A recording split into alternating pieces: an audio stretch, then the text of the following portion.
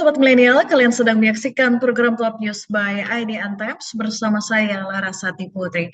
Selama 30 menit ke depan, kami akan menyajikan rangkuman Top News sepanjang hari ini, Rabu 5 Oktober 2022.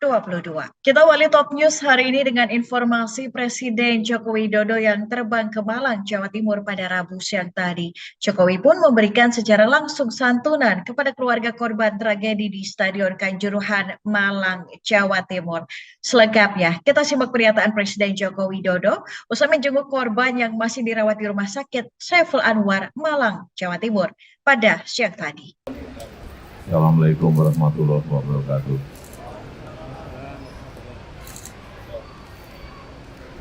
Baru saja saya menjenguk para korban tragedi di Stadion Kanjuruhan, Malang. Saya ingin memastikan bahwa yang dirawat di rumah sakit ini mendapatkan pelayanan yang paling baik. Dan tadi saya juga berbincang-bincang dengan 1, 2, 3, 4 pasien korban di Stadion Kanjuruhan untuk mengetahui kurang lebih situasi di malam pertandingan 1 Oktober yang lalu. Saya benar-benar ingin tahu akar masalah penyebab tragedi ini sehingga ke depan kita bisa mendapatkan sebuah solusi terbaik, dan kita tahu sudah dibentuk tim mencari fakta independen yang diketahui oleh Pak Menko Polhukam. Tadi saya sampaikan, saya berpesan kepada para pasien korban di Stadion Kanjuruhan agar tetap semangat dan segera sembuh sehingga bisa beraktivitas kembali. Tadi saya juga menyampaikan kepada para pasien korban bahwa seluruh biaya untuk perawatan ditanggung oleh pemerintah dan pemerintah daerah. Dan juga tadi sudah kita sampaikan sedikit santunan kepada korban yang meninggal, dan saya tahu tidak hanya dari pemerintah pusat, tapi pemerintah provinsi, pemerintah Kota Malang, kemudian Jatim juga telah memberikan santunan itu sehingga bisa. Sementara itu, ratusan karangan bunga memenuhi area Stadion Kanjuruhan pada Rabu siang tadi. Karangan bunga ini dikirimkan oleh berbagai pihak yang turut berempati atas peristiwa memilukan yang terjadi di Stadion Kanjuruhan pada akhir pekan lalu. Tidak hanya dari instansi pemerintah, karangan bunga juga datang dari kelompok supporter lain yang ada di Indonesia, mulai dari supporter Persib Bandung, Persija, PSA Sleman, PSIS Semarang, hingga Persebaya Surabaya.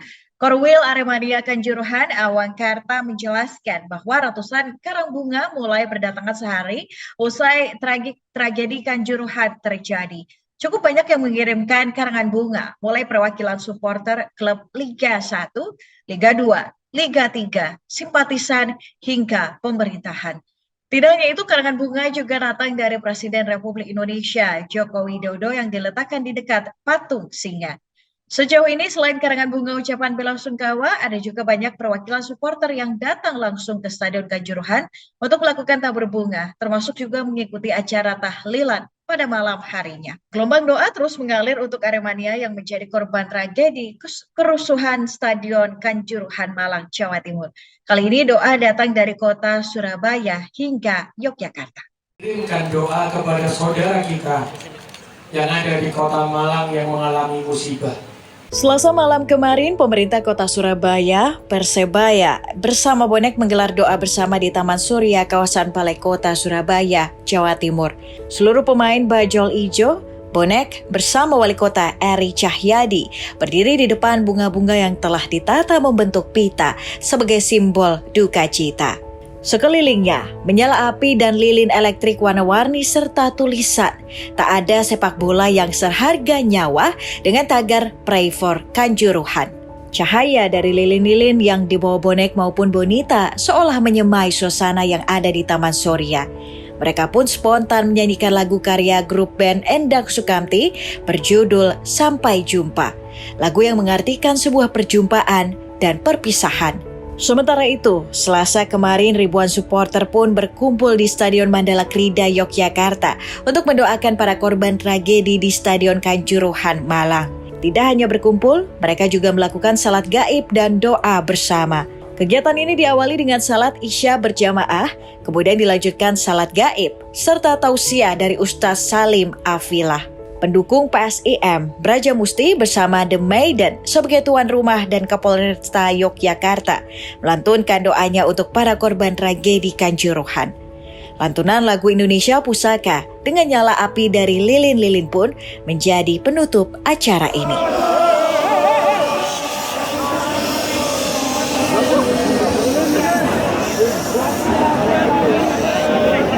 Sementara itu, Menteri Koordinator Politik, Hukum dan HAM Mahfud MD yang juga Ketua Tim Gabungan Independen Pencari Fakta atau TGIPF Tragedi Kanjuruhan menyampaikan keputusan pertama rapat tim, yakni menghentikan semua pertandingan Liga yang digelar PSSI, baik itu Liga 1, 2, dan 3, hingga Presiden mengeluarkan keputusan. Berikut kita simak pernyataan Menko Polhukam Mahfud MD. Rapat pertama tadi alhamdulillah dihadiri oleh semua anggota tim 13 orang dan bersepakat untuk segera bekerja dan mencari akar masalah serta memberi rekomendasi untuk menghentikan masalah-masalah yang selalu terjadi. Ini penting karena apa?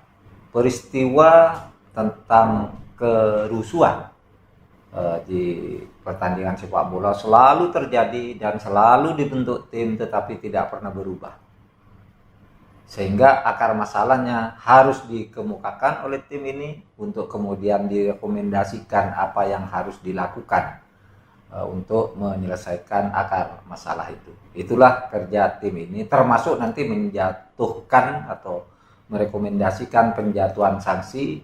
Yang kedua, tentu akan merekomendasikan sinkronisasi regulasi, baik regulasi yang diatur oleh FIFA maupun peraturan perundang-undangan kita, dan tentu sosialisasi serta pemahaman ke seluruh stakeholder sepak bola, aparat keamanan, supporter, official dan sebagainya semua harus memahami peraturan ini. Nah, untuk hal-hal yang sifatnya teknis, tim ini nantinya akan terus bekerja yang selama 24 jam, teknisnya nanti akan diatur dalam bentuk koordinasi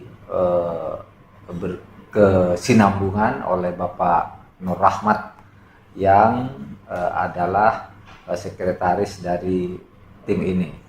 Insya Allah 3 minggu tim ini sudah dapat menyampaikan hasil kerjanya kepada Presiden dan mudah-mudahan bisa lebih cepat dari itu.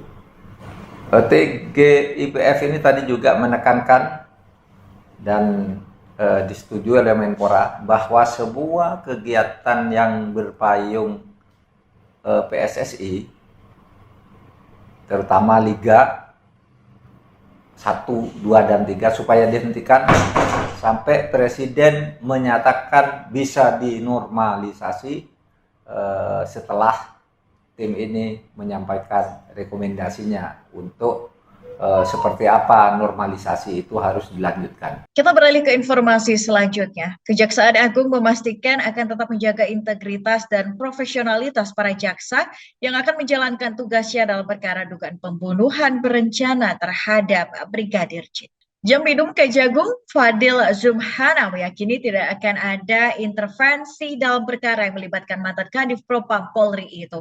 Karena Indonesia adalah negara hukum dan dipastikan Kejagung tidak bisa diintervensi. Kejagung pun wajib menjaga netralitas dalam proses penanganan suatu perkara termasuk kasus tewasnya Brigadir J.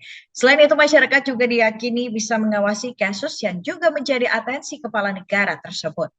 Dengan kemajuan teknologi digital saat ini diyakini tidak ada yang bisa ditutupi. Selain itu, Jampidum juga berharap media massa bisa ikut berperan mengawal jalannya persidangan kasus Ferdy Sambo dan tersangka lainnya. Terkait rumah aman bagi para jaksa yang akan menangani perkara kasus ini, Jampidum menyambut baik serta menghargainya. Namun Kejagung sudah memiliki suatu sistem untuk mengantisipasi agar tidak ada intervensi dari pihak manapun. Selengkapnya, kita simak pernyataan Jampidum Kejagung Republik Indonesia, Fadil Zumhana berikut ini.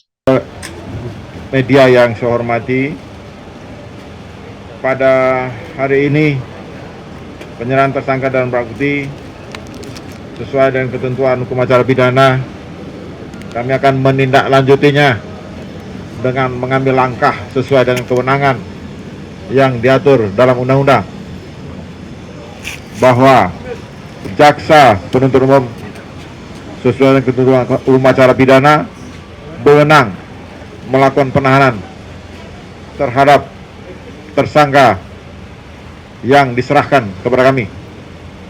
Saat ini Sobat Milenial pasti bertanya-tanya, lalu kapan sidang kasus pembunuhan berencana Brigadir Yosua ini akan dimulai dan di mana sidangnya akan diselenggarakan? Pada Rabu pagi tadi, Kejagung Republik Indonesia menerima pelimpahan kasus tahap 2 kasus pembunuhan berencana Brigadir Yosua dan obstruction of justice atau menghalangi penyidikan dari Polri.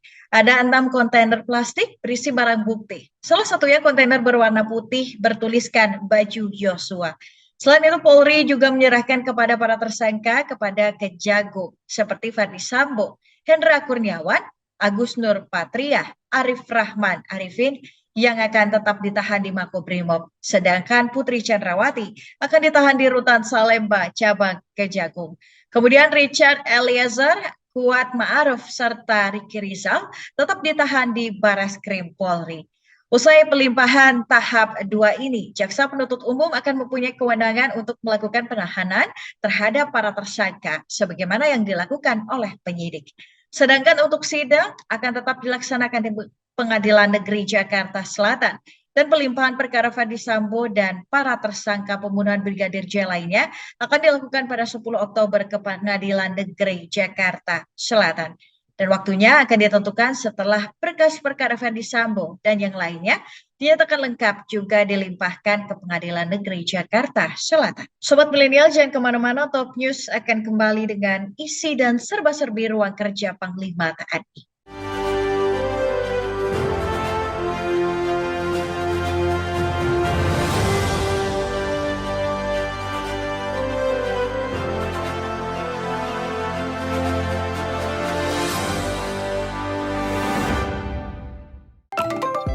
Baru di IDN App, tonton live streaming kreator dan topik yang kamu suka, beri hadiah dan ngobrol dengan streamers favoritmu, bisa nonton sambil berkegiatan lain tanpa perlu langganan. Yuk download sekarang!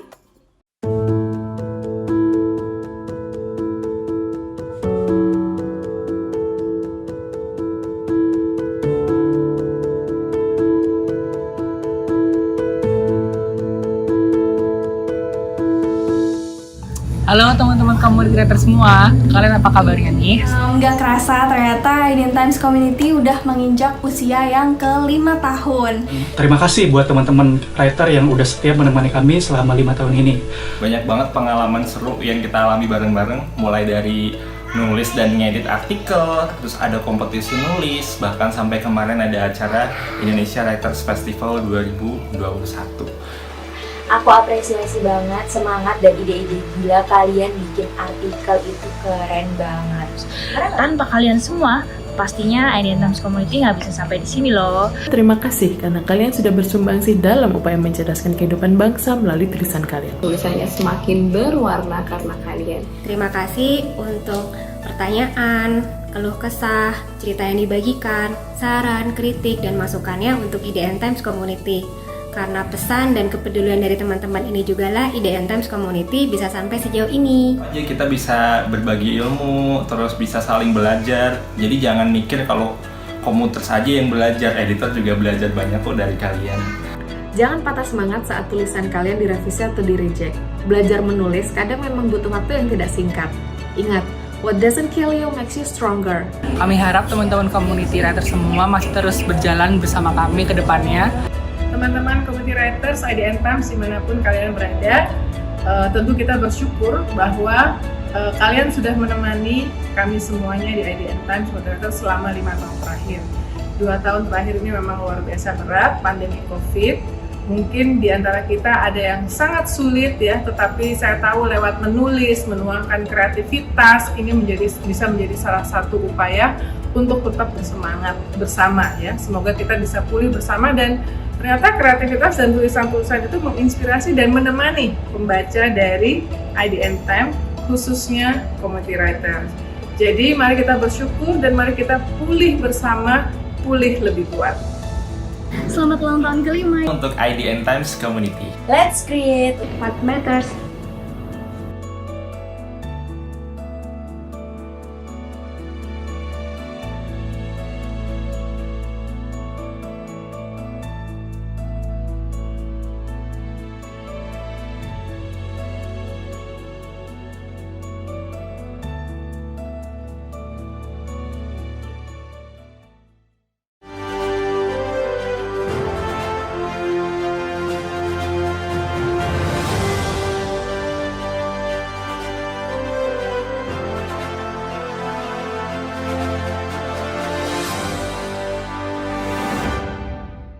Bagi sobat milenial dan juga Gen Z, pasti kalian penasaran seperti apa bentuk dan bagaimana isi dari ruang kerja Panglima TNI Jenderal Andika Perkasa?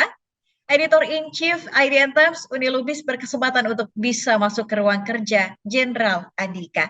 Lalu seperti apa isinya?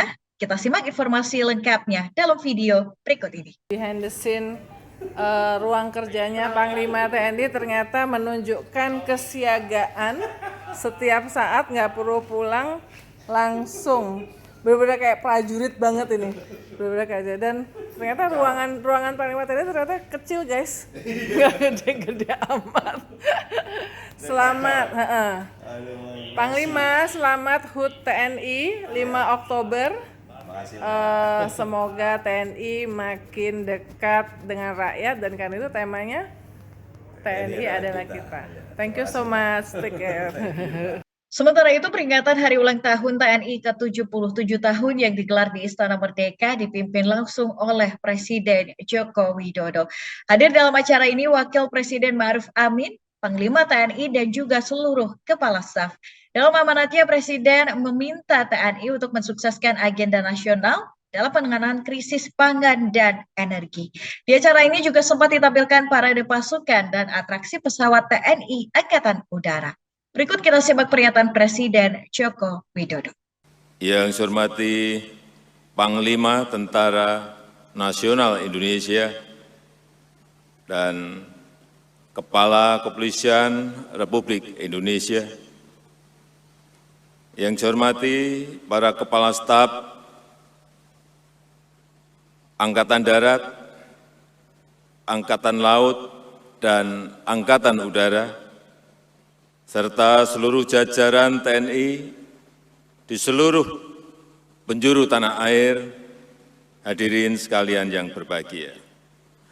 Pertama-tama, atas nama rakyat, bangsa, dan negara, saya menyampaikan selamat Hari Ulang Tahun ke-77 kepada Tentara Nasional Indonesia dimanapun saudara-saudara berada dan bertugas.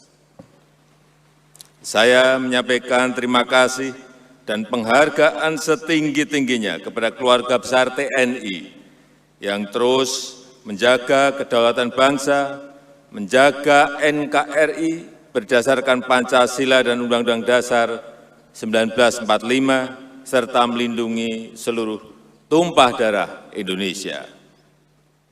Bapak Ibu yang saya hormati, saat ini situasi dunia sedang menghadapi tantangan yang sangat berat setelah pandemi COVID-19 mereda. Dunia saat ini diterpa krisis pangan, krisis energi, dan krisis finansial.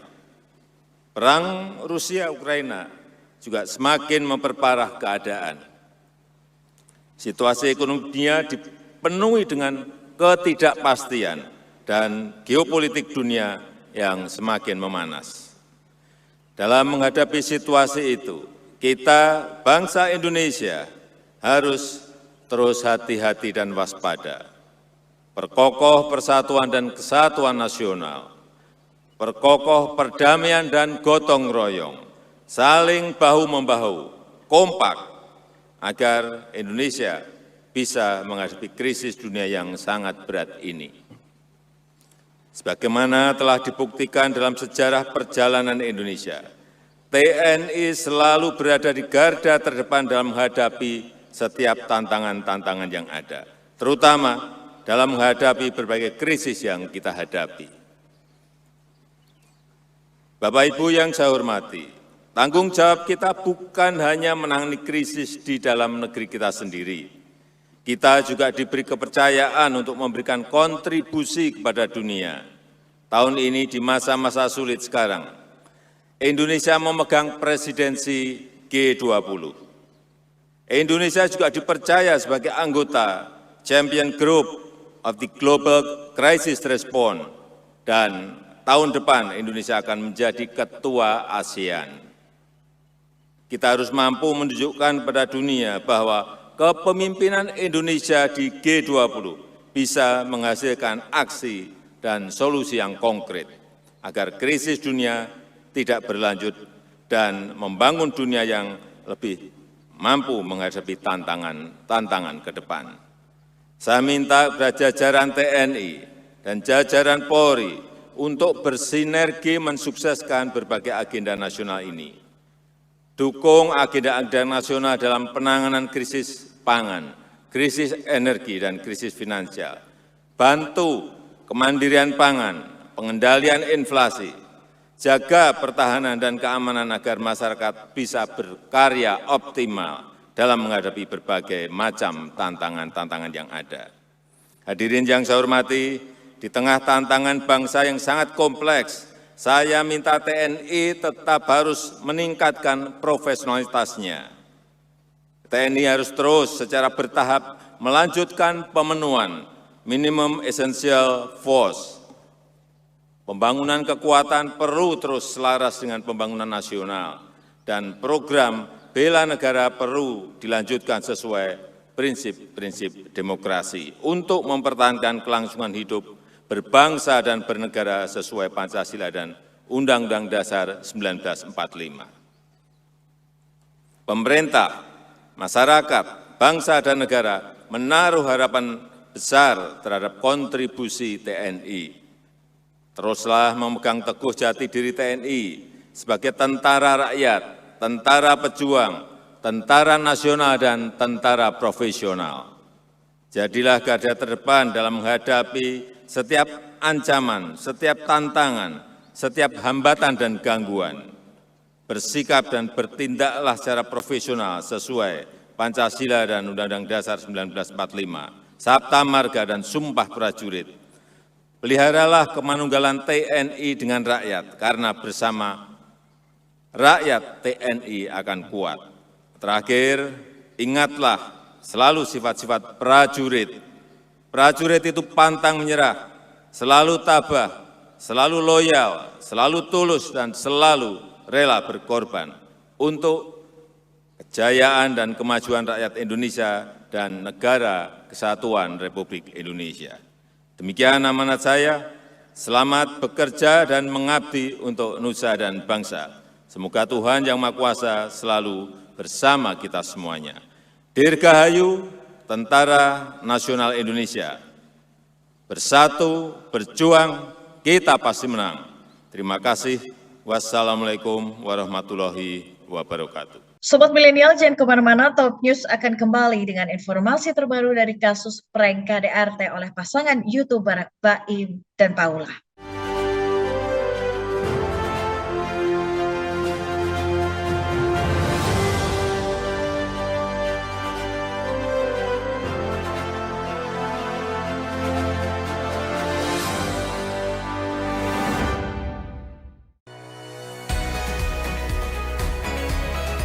IDN Programmatic OOH is the first internet and GPS-connected out-of-home media platform.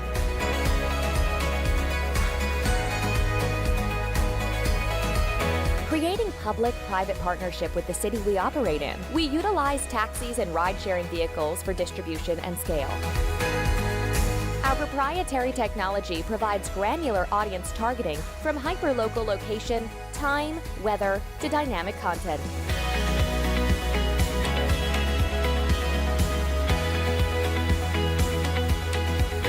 We bridge your digital life to real life.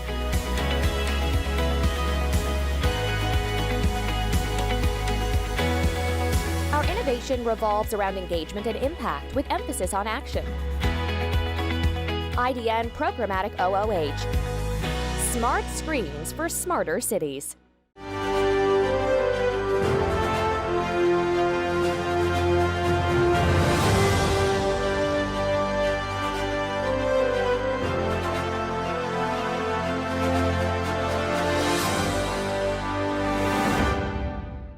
Pasangan YouTuber Baim Wong dan Paula Verhoeven baru-baru ini terseret kasus KDRT yang dilakukan oleh Rizky Bilar kepada Lesti Kejora. Orang tua dari Keanu dan Kenzo ini membuat konten prank KDRT ke kepolisian sehingga dikecam netizen dan dilaporkan ke polisi atas tuduhan palsu. Baim Wong dan Paula Verhoeven resmi dilaporkan ke Polres Metro Jakarta Selatan oleh perwakilan Sahabat Polisi Indonesia, Tengku Zanzabela pada Senin kemarin. Pasangan yang kerap disapa Mbak Pau ini dilaporkan atas tuduhan laporan palsu KDRT yang dilakukan dalam konten mereka. Keduanya pun dikenai pasal 220 KUHP tentang laporan palsu.